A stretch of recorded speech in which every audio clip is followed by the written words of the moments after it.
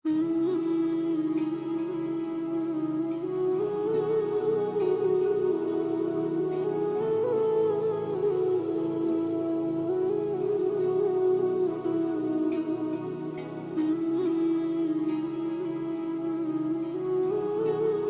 یہ ایک بڑا عجیب واقعہ درپیش ہوا تھا. اس کے ذریعے سے موسیٰ علیہ السلام نے ان کو قصاص دلوایا, قاتل پکڑا گیا. لیکن یہ واقعہ چونکہ ایک بڑا عجیب واقعہ رونما ہوا تھا, اس بنا پر اللہ رب العزت نے اس سے ایک تو یہ ثابت ہوتا ہے کہ مرنے کے بعد زندہ ہو جانا یا زندہ کر دینا اللہ کے لیے کوئی مشکل بات نہیں ہے. تو مرنے کے بعد حیات جو ہے بعث بعد الموت کا عقیدہ اس سے ثابت ہوتا ہے. اس کے علاوہ بھی آگے 2 یا 3 واقعات مزید آ رہے ہیں جن میں مرنے کے بعد زندہ ہونے کے واقعے کو بیان کیا جائے گا. تو چونکہ اس سے یہ واقعہ بھی ثابت ہوتا ہے اور ایک عجیب واقعہ تھا گائے کے ذریعے سے جو رونما ہوا تھا, اس بنا پر پوری سورت کا نام البقرہ کے نام سے تجویز کر دیا گیا. اس کے بعد ان کی مزید کچھ عادات بد ذکر کی جا رہی ہیں. ثم قست قلوبکم من بعد ذلک فہی کالحجارۃ واشد قسوۃ. ان لوگوں کا حال یہ ہو چکا تھا گناہوں کی وجہ سے, نافرمانیوں کی وجہ سے, کہ دل ان کے سخت ہو چکے تھے, اور اتنے سخت دل ہو چکے تھے یہ لوگ کہ اللہ تعالیٰ فرماتے ہیں کہ تمہارے دل تو پتھروں سے بھی زیادہ سخت ہو چکے ہیں. فہی کالحجارۃ واشد قسوۃ, اس لیے کہ پتھر ایسے ہیں جو پھٹتے ہیں تو پانی نکلتا ہے, چشمے نکلتے ہیں, نہریں اور دریائیں نکلتی ہیں. یہ سارے کا سارا پانی پتھروں سے نکل کر کے یہاں پر ہمارے پاس پہنچ رہا ہے. تو اللہ رب العزت فرماتے ہیں کہ اللہ سے ڈر کے مارے پتھر پھٹتے ہیں, پانی نکل آتا ہے. لیکن انسان تو اتنا سخت دل ہو چکا, اتنا پتھر دل ہو چکا ہے, پتھر سے بھی زیادہ سخت ہو چکا ہے کہ تیرا دل اللہ کے خوف سے کانپتا نہیں اور اللہ کے خوف سے متاثر نہیں ہوتا. افتطمعون ان یؤمنوا لکم وقد کان فریق منهم یسمعون کلام اللہ. اب ایمان والوں سے خطاب کیا جا رہا ہے کہ ایمان والوں تم ان کے بارے میں یہ لالچ رکھتے ہو کہ یہ ایمان لے آئیں گے, حالانکہ یہ لوگ تو اللہ کا قرآن سنتے تھے, اللہ کا کلام سنتے تھے.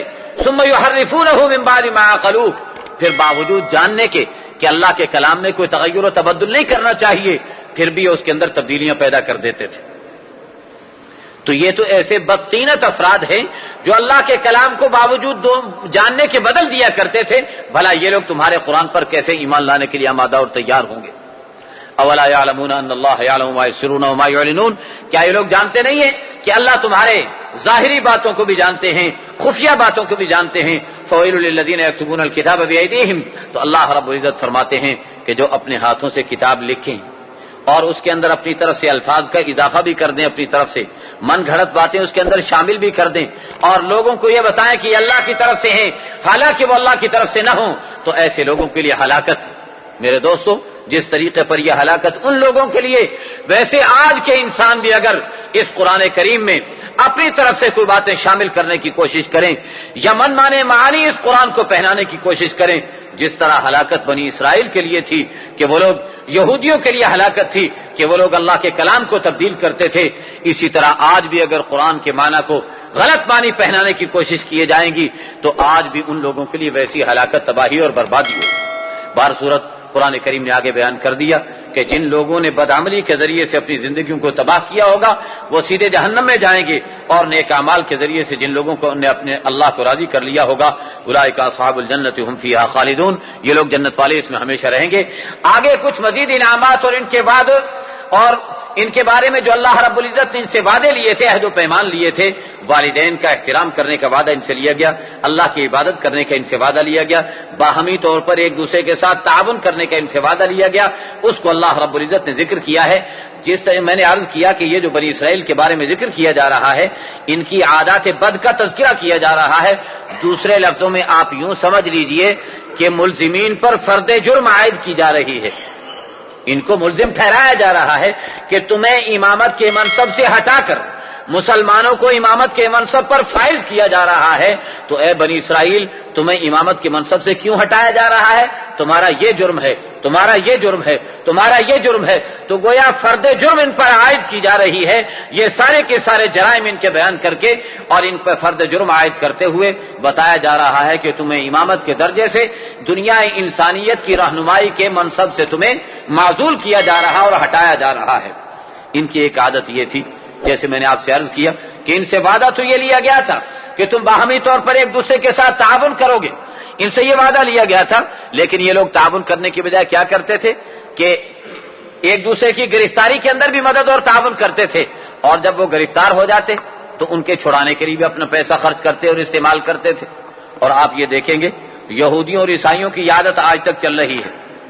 پہلے جنگ چھڑوا دیں گے، اس کے اندر لوگوں کو مروائیں گے، اور پھر اقوام متحدہ کے جہاز لے کر کے وہاں ان کے لیے انہیں وہاں سے زخمیوں کو نکالنے کے لیے تیار ہو جائیں گے. یہ جو ان کی عادت بد وہ پرانی اب تک چلی آ رہی ہے، وہی یہ چال بے ڈھنگی جو پہلی تھی تو اب بھی ہے. اب تک آپ دیکھیں گے کہ ان کے اندر یہ بات پائی جاتی ہے کہ پہلے جنگ چلائیں گے، لوگوں کو قتل و غارت کا سامان بنائیں گے، گرفتاریاں ہوں گی، اور پھر ان کو چھڑانے کے لیے مذاکرات شروع ہو جائیں گے، اور ان کے لیے پیسے دیے جا رہے ہوں گے، امداد کی جا رہی ہوگی. تو یہ ان کی عادات بد کے تذکرے قرآن کریم مختلف انداز پہ کر رہا ہے. یہ لوگ کیا کرتے تھے نبی کریم صلی اللہ علیہ وسلم سے جب قرآن کریم نازل ہوتا تو یہ لوگ کہا کرتے تھے کہ جی ہمارے دلوں پر تو تالے لگے ہوئے، ہمارے دلوں پر اصل میں تھیلیاں چڑھی ہوئی ہیں، غلاف چڑھے ہوئے، اس لیے تمہاری بات اندر تک پہنچتی نہیں. آپ جو کچھ کہتے ہو اندر نہیں جاتی ہمارے دل کے، اس لیے کہ اس کے اوپر غلاف چڑھے ہوئے. قلوبنا غلف، اللہ تعالیٰ فرماتے یہ غلاف نہیں چڑھے ہوئے، بل لعنہم اللہ بکفرہم، تمہارے کفر کی وجہ سے اللہ نے تمہارے دلوں کو ملعون بنا دیا ہے، تمہارے دلوں کو لعنتی بنا دیا ہے، اس لیے یہ قرآن کریم کا اثر قبول ہی نہیں کر سکتے. اور میرے دوستو یہ ذرا تھوڑا غور کرنے کا مقام ہے. اگر ہمارا دل قرآن سے متاثر ہوتا ہے تو بہت اچھی بات، بڑی حوصلہ افزا بات ہے. اور اگر قرآن کریم سننے کے بعد بھی ہمارا دل اس سے اثر قبول نہیں کرتا تو بڑی خطرے کی بات ہے.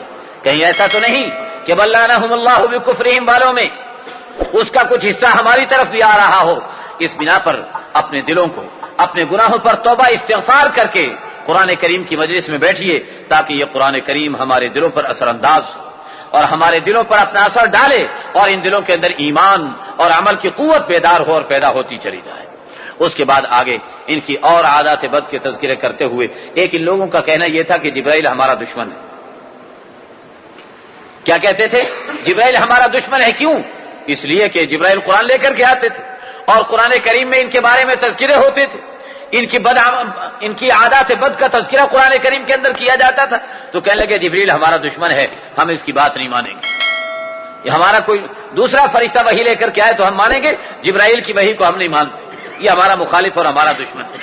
تو اللہ رب العزت فرماتے ہیں اس میں گویا اس عادت کو ذکر کیا جا رہا ہے کہ آپ نے یہ نہیں دیکھنا کہ کون بیان کر رہا ہے، بلکہ یہ دیکھنا ہے کہ کیا بیان کیا جا رہا ہے. لا تنظروا الی من قال، ہاں وانظروا الی ما قال، یہ نہ دیکھو کہ کون کہہ رہا ہے، یہ دیکھو کہ کیا کہہ رہا ہے، یہ دیکھنے کی بات ہے. تو یہ لوگ دیکھتے تھے کون کہہ رہا ہے.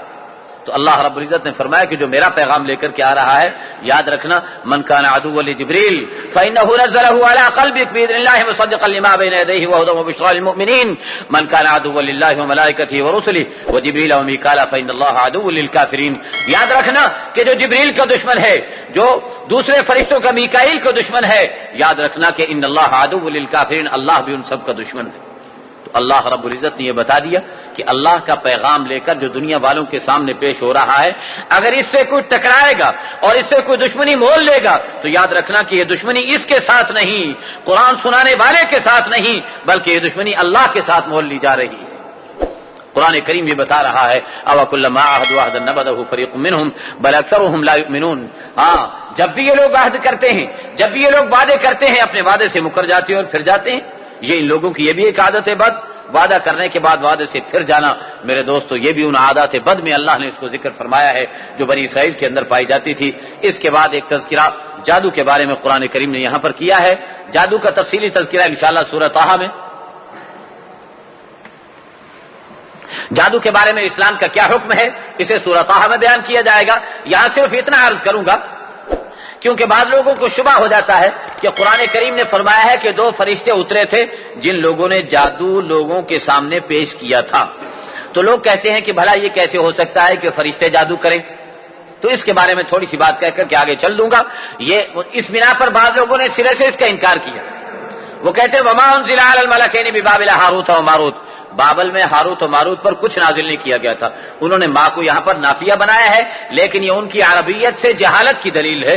ما انزل علی الملکین ببابل ہاروت و ماروت، جو نازل کیا گیا فرشتوں پر، ہاروت و ماروت فرشتوں پر، اس کا تذکرہ یہ ماں موصولہ ہے، نافیہ نہیں ہے. اور اس ماں کو نافیہ قرار دینا یہ عربیت سے جہالت کی علامت اور دلیل ہے. بہر صورت تو ان لوگوں کا یہ فرشتوں کو کیوں بھیجا گیا تھا؟ اصل میں یہ تھا کہ اس دور میں بعض لوگوں نے جادو کا جب چرچا شروع ہوا اور جادو عام ہوا لوگوں کے اندر، تو بعض لوگوں نے اس سے یہ نتیجہ اخذ کیا کہ اس سے بڑی انہونی باتیں ہو جاتی ہیں، عجیب عجیب باتیں ظاہر ہو جاتی ہیں، لہذا ان لوگوں نے بھی اس کام کو ایک اچھا کام سمجھ کر کے کرنا شروع کر دی، جادو کو سیکھنے لگ گئے، کرنے لگ گئے، کہتے بھی نبیوں سے بھی معجزات ظاہر ہوتے ہیں، عام انسان بھی دیکھو یہ کیسے کیسے عجیب عجیب کام کر گزرتے ہیں، لہذا انہوں نے سیکھ کر کے یہ کام کرنے شروع کر دیے، اور اس کے ذریعے سے میاں بیوی کے درمیان جھگڑے ڈلوا دینا، گھروں کے اندر اختلافات پیدا کرا دینا، لوگوں کو پریشان کر دینا، اس قسم کے دھندے کرنے شروع کر دیے۔ تو یہ جو فرشتے آئے، ان فرشتوں نے آ کر کے لوگوں کو بتایا کہ دیکھو جادو یہ ہے اور یہ جادو کرنا اچھی بات نہیں ہے۔ وہ یہ بتایا کرتے تھے انما نحن فتنۃ فلا تکفر، ہمیں اللہ نے آزمائش کے لیے بھیجا ہے کہ ہم تمہیں سمجھائیں، لہذا تم جادو کر کے کفر نہ کرنا۔ لہذا علماء نے لکھا ہے کہ جادو کرنے والا انسان اسلام سے اور ایمان سے خارج ہو جاتا ہے۔ تو اس بنا پر جادو کو یہ جو بتانے کے لیے آئے تھے، تو یہ کوئی جس طریقے پر بعض لوگوں میں کوئی غلط باتیں مشہور ہو جائیں تو کوئی عالم دین ان غلط باتوں کا تذکرہ کرے کہ دیکھو جی فلاں بات غلط، فلاں بات غلط، تو ان غلط باتوں کو اپنی زبان سے ادا بھی کرے گا تاکہ ان لوگوں کو پتہ چلے کہ یہ چیزیں غلط ہیں۔ جیسے حضرت تھانوی رحمۃ اللہ علیہ نے غلط مسئلے کے نام سے ایک کتاب لکھوا دی، جتنے لوگوں کے اندر غلط مسئلے مشہور ہیں وہ سارے ایک کتاب کے اندر جمع کرا دی کہ دیکھ لو یہ سارے غلط مسئلے ہیں۔ تو اسی طریقے پر ان فرشتوں نے آ کر کے یہ غلط کام کر کے لوگوں کو بتایا اللہ کے حکم سے کہ دیکھو اس طریقے پر یہ غلط کام ہوتا ہے اور یہ اللہ کو ناپسند ہے، لہذا تم لوگ نہ کرنا۔ لہذا یہ شبہ کرنا کہ جی بھلا یہ کیسے ہو سکتا ہے کہ فرشتے اس غلط کام کو سر انجام دیں، فرشتے اس لیے کر رہے تھے تاکہ لوگوں کو پتہ چلے کہ یہ غلط کام ہے، اسے چھوڑ دینا چاہیے۔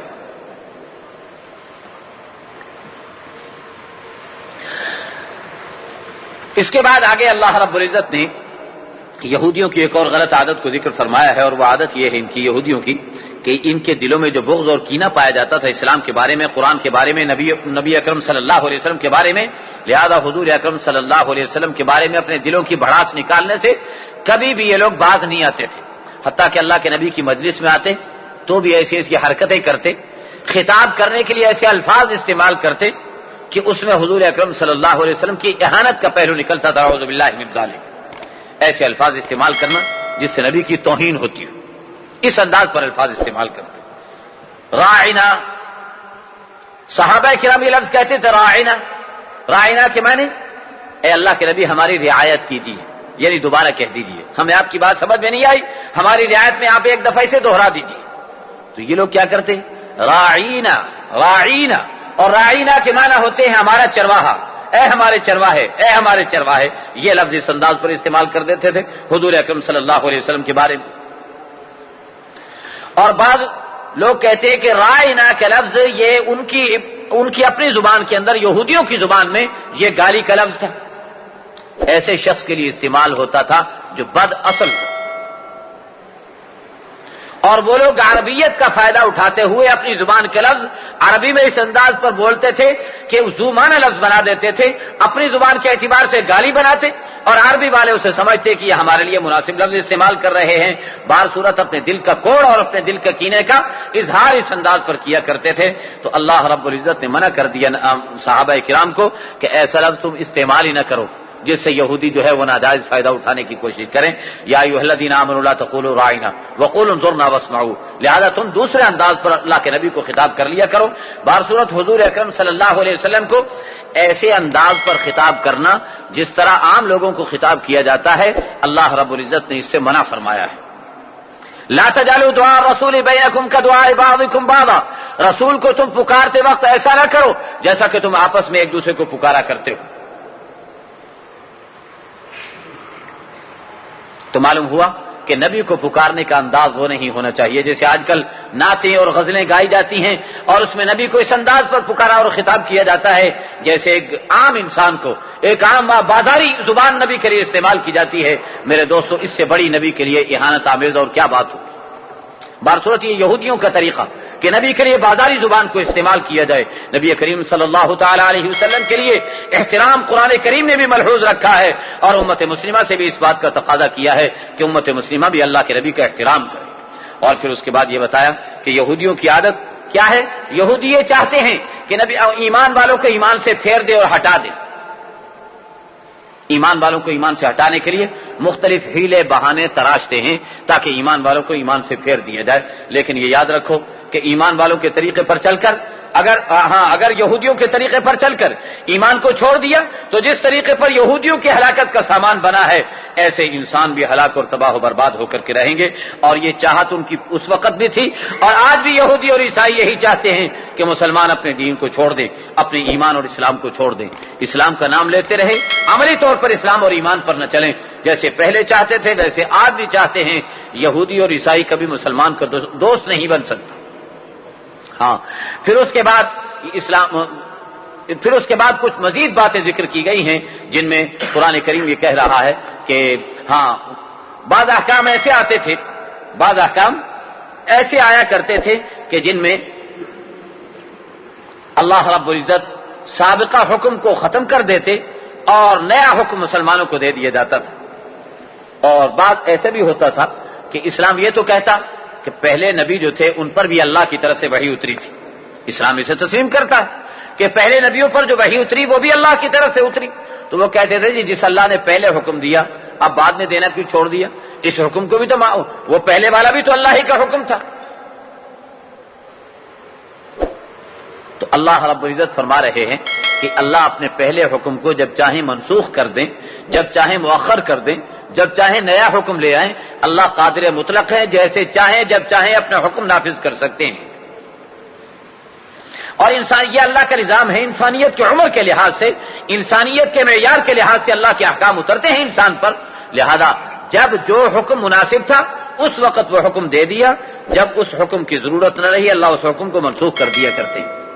ما ننسخ من آیۃ او ننسیھا نأتی بخیر منھا او مثلھا.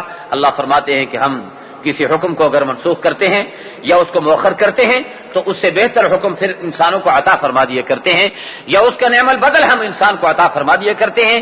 لہذا پہلا جو حکم تھا وہ بھی اللہ ہی کا, اللہ نے اس سے روکا تو وہ بھی اللہ ہی نے روکا, نیا حکم دیا تو وہ بھی اللہ ہی نے دیا. لہذا اللہ جس طریقے پر چاہیں کر گزریں, بندے سے جو مطالبہ کریں بندے کو وہ مطالبہ پورا کرنا ہوگا. بعض لوگوں نے نسخ کا انکار کرنے کی کوشش کی ہے کہ اسلام میں نسخ نہیں ہو سکتا. لیکن میرے دوستو جب اللہ خود حکم دے رہے اور خود ہی اس سے منسوخ کر رہے ہیں تو اس پر بندے کو اعتراض کرنے کا کوئی حق نظر نہیں آتا, اور عقلی طور پر بھی کوئی وجہ نہیں ہے کہ اس کا انسان انکار کرے. اس کے بعد ان کی ایک عادت بد مزید ذکر کی اللہ رب العزت نے, اور وہ یہ تھی کہ یہودی کہتے کہ نصرانی کسی درجے کے حامل نہیں ہے, اور عیسائی کہتے کہ یہودی کسی درجے کے حامل نہیں ہے. یہودی عیسائیت کے منکر تھے اور عیسائی یہودیت کے منکر تھے, اور جو لوگ جاہل تھے مشرکین تھے وہ سب کا انکار کرتے تھے کہ ہم ہی صحیح راستے پر ہیں, باقی کہیں کے نہیں ہیں. میرے دوستوں اور محترم بزرگوں, ہر ایک کا اپنے اپنے فرقے کو سچا ثابت کرنے کا دعویٰ تھا. قرآن کیا کہتا ہے؟ فرقہ کسی کا سچا ہو یا جھوٹا ہو اس کا فیصلہ قرآن سے ہوگا. قرآن کی کسوٹی پر لے آؤ, اس بات کا فیصلہ ہو جائے گا کہ کون سچا ہے کون جھوٹا ہے. لہذا اپنی طرف سے دعوے نہ کرو بلکہ اپنے مسئلے کو قرآن کی کسوٹی پر لا کر کے پرکھ لو. الذین آتیناہم الکتاب یتلونہ حق تلاوتہ اولئک یؤمنون بہ ومن یکفر بہ فاولئک هم الخاسرون. جن لوگوں کو اللہ نے قرآن عطا کیا ہے وہ قرآن کو پڑھنے کا حق ادا کر دیتے ہیں, یہی قرآن پر ایمان لانے والے ہیں. جو اس پر عمل نہ کرے وہ منکر ہیں. آگے فرمایا یا بنی اسرائیل اذکروا نعمتی التی انعمت علیکم. بنی اسرائیل کی نعمتوں کا ذکر کیا اور ما سبق کا خلاصہ بیان کر کے, اور اس کے بعد آگے اللہ تعالیٰ نے فرمایا واتقوا یوما لا تجزی نفس عن نفس شیئا. ایسے دن سے ڈرو جس دن کے اندر کوئی کسی کے کام نہیں آ سکے گا. اس دن سوائے اللہ کے کوئی دوسرے کو بچانے والا اور چھڑانے والا نہیں ہوگا. اللہ رب العزت مجھے بھی صحیح عمل کرنے کی توفیق عطا فرمائے اور آپ حضرات کو بھی صحیح عمل کرنے والا بنائے. وآخر دعوانا الحمدللہ رب العالمین. اللہ وکفى والصلاة والسلام على سید الرسل وخاتم الانبیاء. اما بعد فاعوذ باللہ من الشیطان الرجیم. بسم اللہ الرحمن الرحیم. وَإِذِ ابْتَلَىٰ إِبْرَاهِيمَ رَبُّهُ بِكَلِمَاتٍ فَأَتَمَّهُنَّ.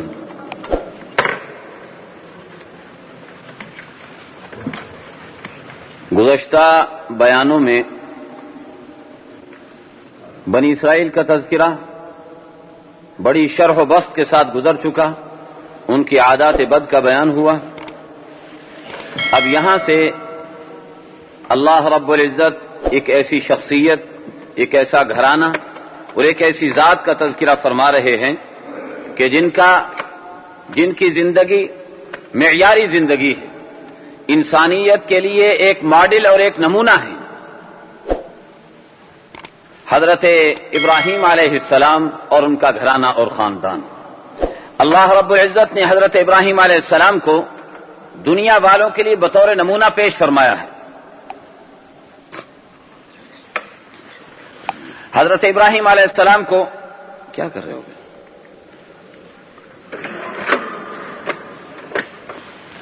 حضرت ابراہیم علیہ السلام کو اللہ رب العزت نے بطور نمونہ پیش فرمایا ہے اور انہیں معیار قرار دیا ہے۔ اصل بات کیا ہے کہ ابراہیم علیہ السلام تسلیم اور رضا کا اعلیٰ پیکر ہیں دنیا کے اندر۔ اللہ رب العزت کے ہر حکم پر سر تسلیم خم ہے۔ اللہ رب العزت کے ہر ارشاد پر حضرت ابراہیم علیہ السلام اپنا سب کچھ تجنے کے لیے تیار ہو جاتے ہیں، چاہے جانی اعتبار سے ہو، چاہے مالی اعتبار سے ہو، کسی بھی لحاظ سے اللہ رب العزت کی طرف سے حکم اور پیغام دیا جا رہا ہو، اللہ رب العزت کے ہر حکم پر اور ہر پیغام پر اپنی جان دینے کے لیے آمادہ اور تیار ہے۔